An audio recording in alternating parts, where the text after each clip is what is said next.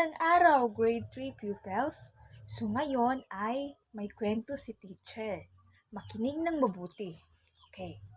Isang araw, may isang pamilyang pumunta sa ilog ng San Isidro Mabini.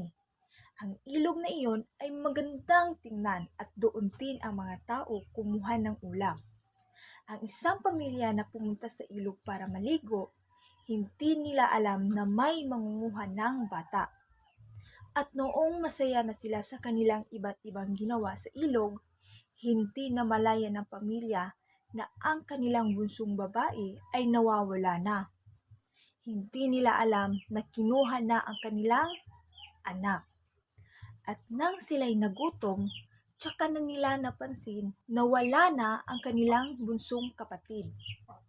Nag-alala silang lahat dahil alas 5 na ng hapon, wala silang nakitang bata na nalulunod o lumilitaw sa ilog.